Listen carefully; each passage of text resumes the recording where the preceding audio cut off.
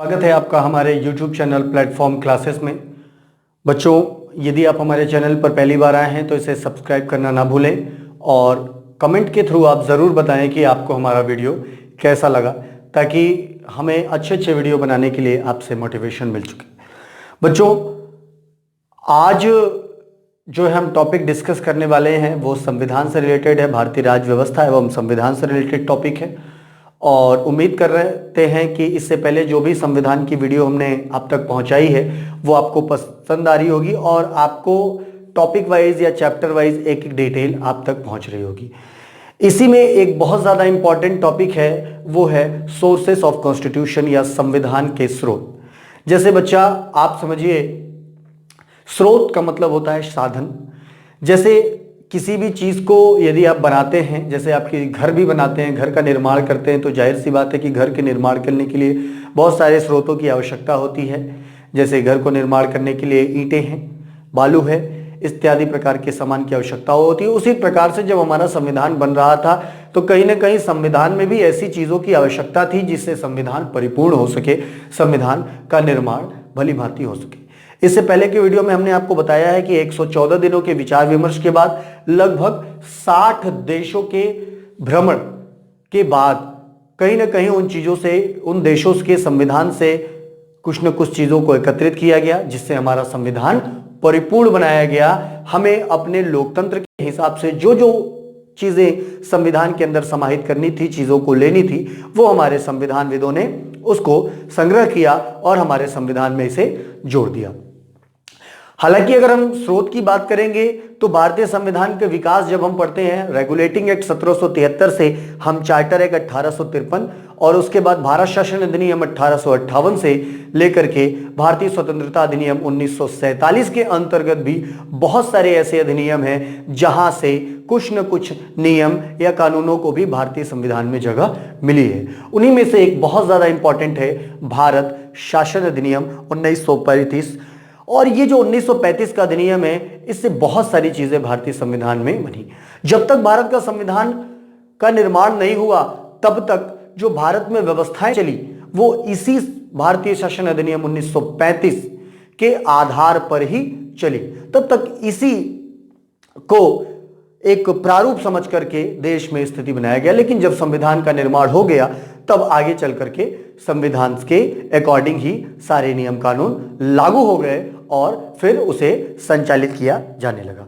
बच्चों, आइए जो टॉपिक है वो है संविधान के स्रोत पर चलते हैं और आज हम आपको बताते हैं कि किन किन देशों से क्या महत्वपूर्ण चीजें भारतीय संविधान में ली गई हैं। 1 नंबर या 2 नंबर का क्वेश्चन आपके एग्जाम में आता है। कोई ऐसी परीक्षा नहीं है, चाहे वनडे एग्जाम्स की हो, चाहे अपर लेवल की कोई भी एग्जाम हो, उसमें से इसमें से एक क्वेश्चन जरूर पूछता है। यूपी टेट, सुपर टेट में भी बहुत ज्यादा इंपॉर्टेंट भी है, खासकर सीटेट के परीक्षाओं के लिए भी।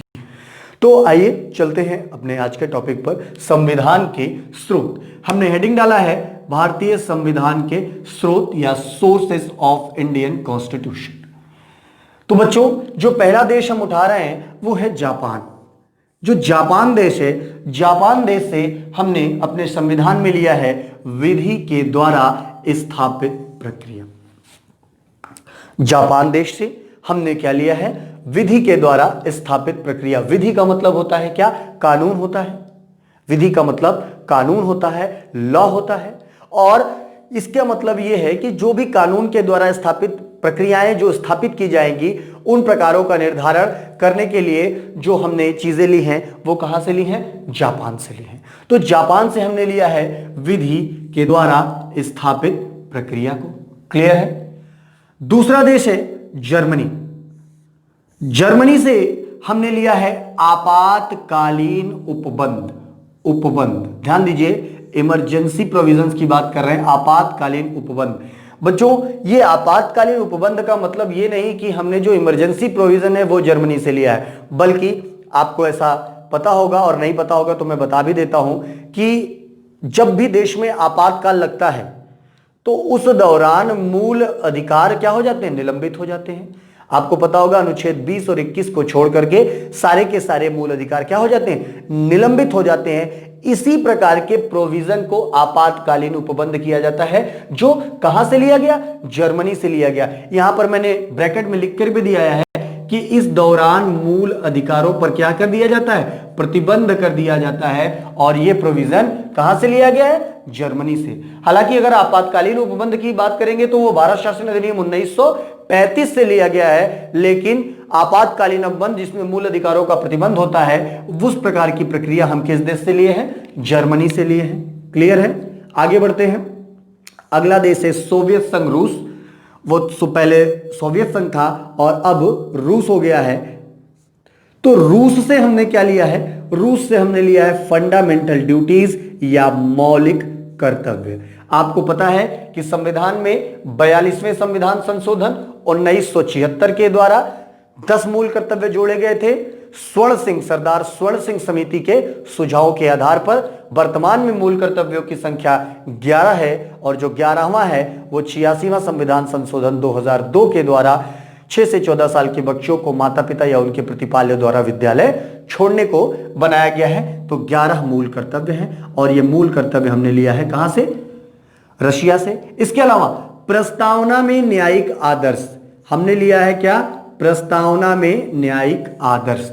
जो आपका प्रेम्बल है उसमें सामाजिक, आर्थिक और राजनीतिक आधार पर न्याय की बात की गई है कि इन 3 आधार पर सभी को न्याय दिया जाएगा। इस प्रकार के आदर्श जो हमारी प्रस्तावना में, हमारी प्रेम्बल में है, जिसे हम संविधान की आत्मा भी कहते हैं, और यह प्रस्तावना का न्यायिक आदर्श कहां से लिया गया, रूस से लिया गया है। इसके साथ ही साथ वीडियो के परीक्षा में पूछा गया यह पेपर प्रश्न भी है, वीडियो बोल रहे हैं, यूपी ट्रिपल एससी का जो एक परीक्षा था उसमें ये भी पूछा गया था। पंचवर्षीय योजनाएं, जो 5 ईयर प्लान हमारे देश में 1951 से संचालित होती थी, 5 ईयर प्लान, पंचवर्षीय योजनाएं, उनको भी कहां से लिया गया है, उनको भी लिया गया है रूस के संविधान से। पंचवर्षीय प्लान बाद में ये बदल गया, इसको योजना आयोग चलाती थी। 2015 में नीति आयोग हो गया योजना आयोग से, और अब 8 ईयर या एक टाइमली एक प्लान तैयार किया जाता है जिसे नीति आयोग संचालित करती है। रूस के बाद अगले देश पर चलते हैं, और अगला देश है फ्रांस। फ्रांस देश का नाम आप हाल में सुनते होंगे। फ्रांस देश से जहां बिल्कुल राफेल जो फाइटर जेट है, 36 राफेल फाइटर जेट्स की डील हुई है भारत के साथ। ये इंपॉर्टेंट क्वेश्चन है, पूछा भी जा सकता है। हम बात कर रहे थे, तो गणतंत्रात्मक व्यवस्था कहां से लिया गया है, फ्रांस से लिया गया है।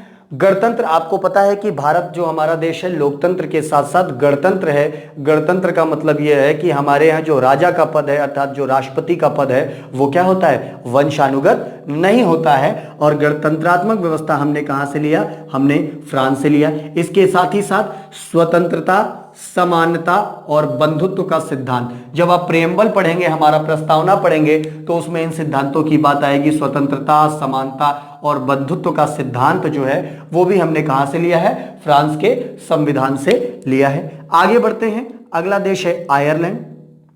आयरलैंड बहुत ज्यादा एग्जामों में पूछा जाता है। राज्य के नीति निर्देशक तत्व, directive principle of state policy. नीति निर्देशक तत्वों का मतलब ऐसा होता है, एक ऐसा तरीका, एक ऐसा माध्यम जिसमें सरकार के द्वारा जनता के लिए किए जाने वाले उचित कार्यों का उल्लेख हो। अर्थात जैसे कहने का मतलब है कि मान लीजिए कि कोई सरकार है, वो जनता के हित में कार्य करेगी, कल्याणकारी योजनाएं बनाएगी, समाजवादी सिद्धांतों को लागू करेगी। इसी प्रकार की योजनाओं को लागू करने से जनता का क्या होगा, कल्याण होगा। अर्थात जिससे राज्य की नीतियां और उनके कल्याण का काम हो, वो राज्य के नीति निर्देशक तत्वों में आते हैं। इसके साथ ही साथ आयरलैंड से जो दूसरी चीज ली गई है वो है राष्ट्रपति की निर्वाचन पद्धति। अर्थात राष्ट्रपति कैसे चुना जाता है, उसका इलेक्शन का सिस्टम कैसा होता है, यह कहां से लिया गया, आयरलैंड से। इसके साथ एक चीज और लिया गया है, और वो है राज्यसभा के सदस्यों का नामांकन। जैसे आपको पता है कि हमारे देश में द्विसदनात्मक व्यवस्था है, एक उच्च सदन है, एक निम्न सदन है। उच्च सदन राज्यसभा को कहा जाता है, और राज्यसभा के जो सदस्य होते हैं उनकी नामांकन प्रक्रिया किस प्रकार से की जाती है, इस प्रकार की प्रक्रिया को कहां से लिया गया है, आयरलैंड के संविधान से लिया गया है। आगे बढ़ते हैं, अगला देश है ऑस्ट्रेलिया। ऑस्ट्रेलिया की बात करेंगे तो ऑस्ट्रेलिया से हमने लिया है क्या, कंकरेंट लिस्ट या समवर्ती सूची। आपको पता है केंद्र राज्य संबंध में जाएंगे तो उसमें विधायी संबंध में 3 प्रकार के आते हैं। एक होता है यूनियन लिस्ट अर्थात जो है संघीय सूची, राज्य सूची और समवर्ती सूची। तो समवर्ती सूची को कहां से लिया गया? ऑस्ट्रेलिया से। इसके साथ ही साथ व्यापार, वाणिज्य एवं समागम की स्वतंत्रता, इसका मतलब क्या हो गया? अर्थात भारत में मुक्त रूप से व्यापार करने, ट्रेड करने या उसको एक जगह से दूसरे जगह पर व्यापार करने की पूरी तरीके से जो प्रक्रिया है या उसकी स्वतंत्रता दी जाती है वो किसके अंतर्गत दी जाती है? इसी प्रकार से आर्टिकल 301 के अंतर्गत ये आता है और ऑस्ट्रेलिया से ये दिया गया है व्यापार, वाणिज्य एवं समागम की स्वतंत्रता। इसके साथ ही साथ ऑस्ट्रेलिया से लिया गया है संसद के दोनों सदनों की संयुक्त बैठक। कभी कभार कोई ऐसा मामला आ जाता है जिसको संसद के लेकर संसद के दोनों सदनों में मतभेद पैदा हो जाता है। ऐसी स्थिति में राष्ट्रपति संयुक्त बैठक को बुलाता है जिसकी अध्यक्षता लोकसभा का अध्यक्ष करता है। तो संसद के दोनों सदनों की संयुक्त बैठक ये कहां से लिया गया है? ये भी ऑस्ट्रेलिया से लिया गया है। आगे बढ़ते हैं, अगला देश है कनाडा। कनाडा से हमने लिया है संघीय व्यवस्था।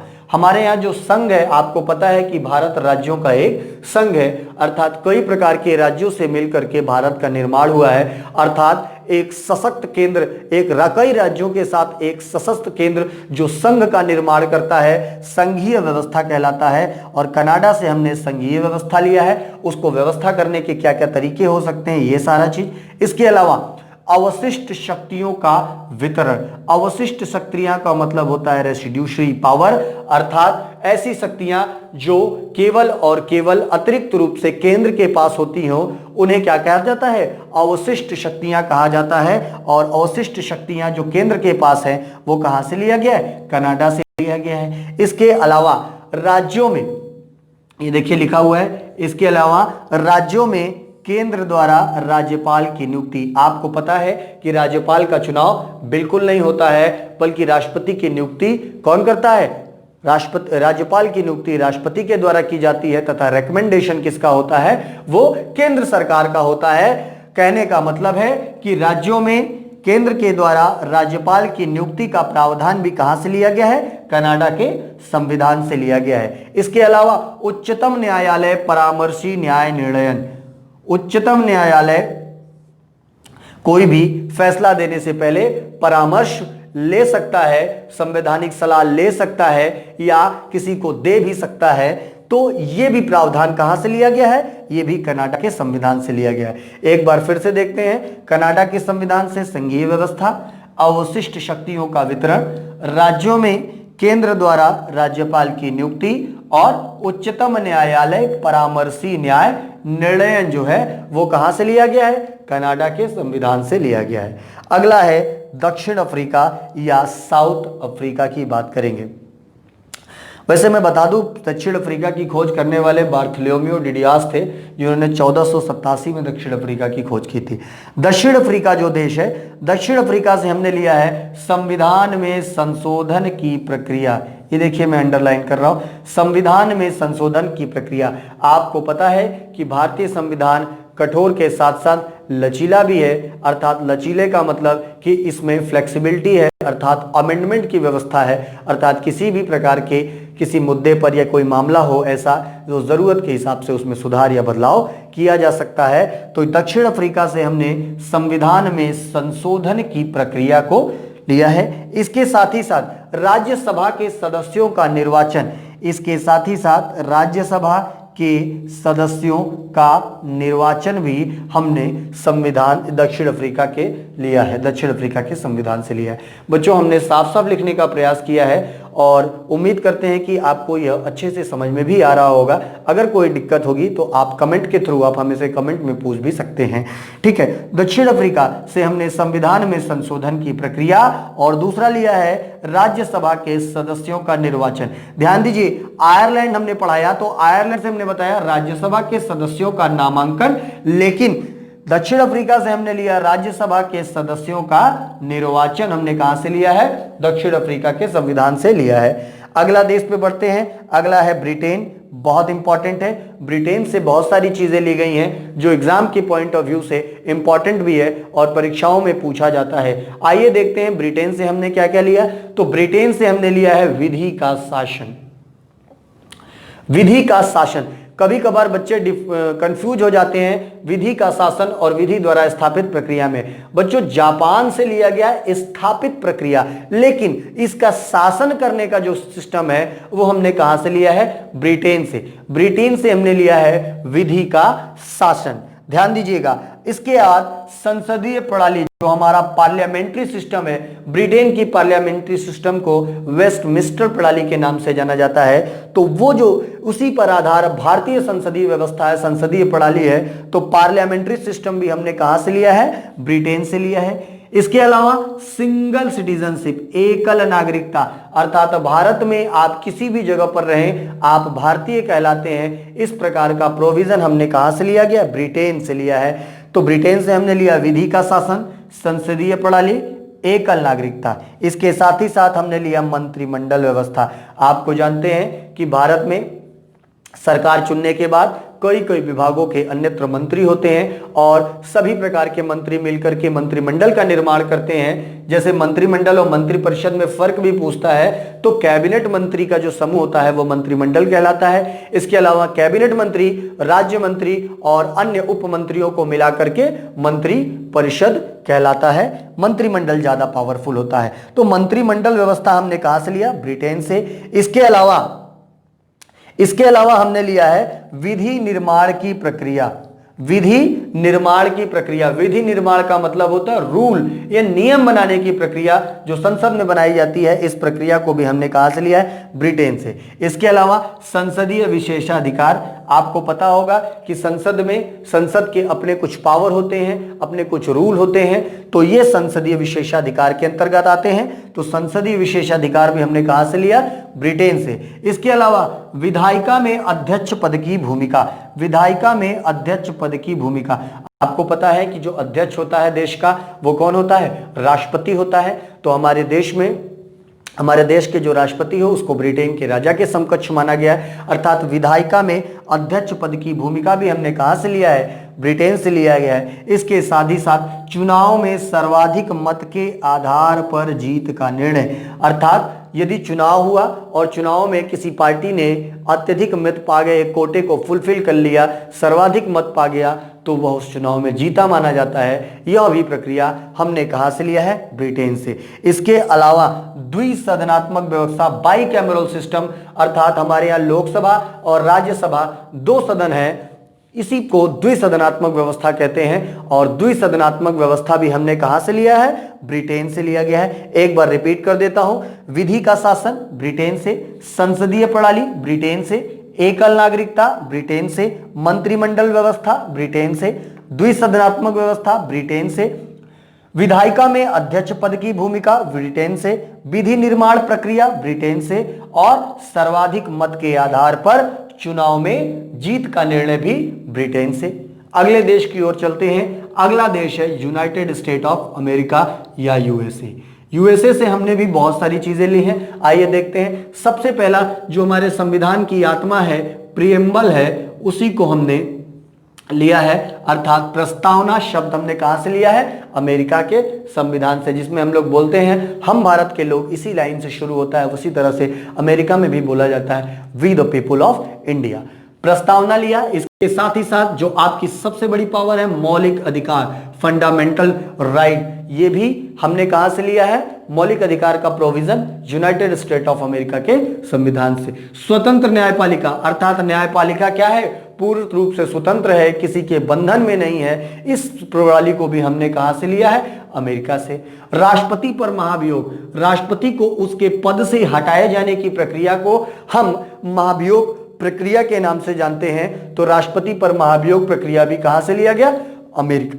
इसके अलावा सुप्रीम कोर्ट तथा हाई कोर्ट के जजों को उनके पद से हटाने की प्रक्रिया, हमारे यहाँ जो जुडिशरी सिस्टम में जो सर्वोच्च अदालत है सुप्रीम कोर्ट और हाई कोर्ट, इनके जजों को इनके पद से हटाए जाने की प्रक्रिया को भी कहां से लिया गया है? United state of America. बच्चों एक बात बता दूं कि राष्ट्रपति को हटाए जाने की प्रक्रिया को हम महाभियोग कहते हैं, लेकिन सुप्रीम कोर्ट, हाई कोर्ट या कंप्ट्रोलर ऑडिटर जनरल या निर्वाचन आयोग के अध्यक्ष या उनको हटाए जाने के लिए जो प्रक्रिया इस्तेमाल होता है उसे महाभियोग जैसी प्रक्रिया कहा जाता है। और महाभियोग केवल और केवल राष्ट्रपति पर लगता है, परंतु उसके जैसी प्रक्रिया इन सभी पर लागू होती है। इसके अलावा सुप्रीम कोर्ट की न्यायिक पुनर्विलोकन की शक्ति, जुडिशियल रिव्यू की पावर जो सुप्रीम कोर्ट के पास है, अर्थात मान लीजिए कि सरकार ने या संसद ने कोई कानून बना दिया और वो कानून संविधान के मूल ढांचे को अगर प्रॉब्लम देता है तो उसकी समीक्षा की जा सकती है न्यायिक, इसी को न्यायिक पुनर्विलोकन की शक्ति कहते हैं। हालांकि इसको डिटेल में भारतीय संविधान में उल्लेखित नहीं किया गया है, लेकिन आर्टिकल 13,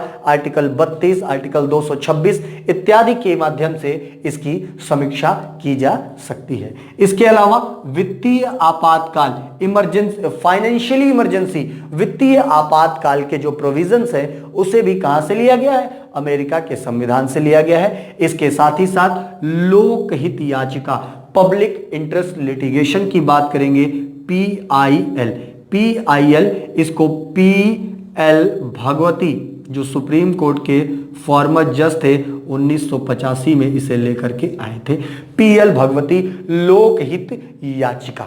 और इसके साथ ही साथ उपराष्ट्रपति का पद भी कहां से लिया गया है? यूनाइटेड स्टेट ऑफ अमेरिका के संविधान से लिया गया। एक बार रिपीट कर दे, प्रस्तावना अमेरिका से, मौलिक अधिकार अमेरिका से, स्वतंत्र न्यायपालिका का प्रोविजन अमेरिका से, राष्ट्रपति पर महाभियोग अमेरिका से, सुप्रीम कोर्ट तथा हाई कोर्ट के जजों को हटाए जाने की प्रक्रिया अमेरिका से, वित्तीय आपातकाल अमेरिका से, उपराष्ट्रपति का पद अमेरिका से और लोकहित याचिका अमेरिका से लिया गया। इसके अलावा भारत शासन अधिनियम 1935, अभी मैं स्टार्टिंग में इसका जिक्र कर रहा था, भारत शासन अधिनियम 1935 से भी कुछ चीजें ली गई हैं, उसे भी आप जान लीजिए। बच्चों संघीय तंत्र जो हमारा यूनियन सिस्टम, फेडरल सिस्टम जो है, ये संघीय तंत्र कहां से लिया गया है? ये अर्थात कहने का मतलब कि सशक्त केंद्र होगा, ये संघ के रूप में होगा, यह सिस्टम भारत शासन अधिनियम 1935 से लिया गया है। इसके अलावा राज्यपाल के कार्यालय, राज्यपाल का जो कार्यालय है उसे भी कहां से लिया गया? भारत शासन अधिनियम 1935 से। न्यायपालिका अर्थात हमारे देश में न्यायपालिका सिस्टम, वो भी आपको पता है कि इसी अधिनियम के तहत 1 अप्रैल 1937 में भारत का पहला संघीय न्यायालय, जिसे आप सुप्रीम कोर्ट के नाम से जानते हैं, आज सुप्रीम कोर्ट हो गया है, तो ये संघीय न्यायालय ये बना था और इसके प्रथम जज मॉरिस गुएर को बनाया गया था। तो ये न्यायपालिका सिस्टम। इसके अलावा यूपीएससी लोक सेवा आयोग, पता ही होगा आपको कि यूनियन पब्लिक सर्विस कमीशन को भी इसी समय, हालांकि 1926 में इसका गठन हुआ था, लेकिन भारत शासन अधिनियम 1935 के तहत लोक सेवा आयोग को 3 भागों में बांट दिया गया, अर्थात संघ के लिए संघीय लोक सेवा आयोग, राज्य के लिए राज्य लोक सेवा आयोग और 2 या 2 से अधिक राज्यों के लिए संयुक्त लोक सेवा आयोग का कर दिया गया था भारत शासन अधिनियम के तहत। इसके अलावा आपातकालीन उपबंध, इमरजेंसी प्रोविजंस भी जो है कहां से लिए गए थे? वो भारत शासन अधिनियम 1935 में थे। अभी हमने आपको जर्मनी का पढ़ाया था, इसमें उपबंध था जो मूल अधिकारों पर प्रतिबंध लगाने की बात को कहता था। लेकिन आपातकालीन उपबंध की बात करेंगे तो वह भारत शासन अधिनियम 1935 के अंतर्गत आएगा। और आखिरी है प्रशासनिक विवरण। आपातकालीन उपबंध वो प्रशासनिक विवरणों की बात करेंगे, जो प्रशासन का सिस्टम होता है, कैसे एडमिनिस्ट्रेटरों को संचालित किया जा सकता है, इन सभी चीजों, राज्य सूची या केंद्रीय संघीय सूची, इन सभी चीजों के बारे में भारत शासन अधिनियम 1935 से लिया गया है। तो बच्चों उम्मीद है कि आप आज का जो वीडियो है संविधान के स्रोत आपको पसंद आएगा। और बच्चों अगर आपको कोई डाउट हो, किसी प्रकार की समस्या है, तो आप कमेंट बॉक्स में लिख सकते हैं, हमें बता सकते हैं, उसका सलूशन हम आपको इंस्टेंट करने का प्रयास करेंगे। और जो भी दिक्कतें होंगी आप हमसे कह सकते हैं। वीडियो को एक बार फिर से सब्सक्राइब, जो हमारे चैनल को सब्सक्राइब करना ना भूलें, वीडियो को लाइक जरूर करें। बहुत बहुत धन्यवाद। Thank you.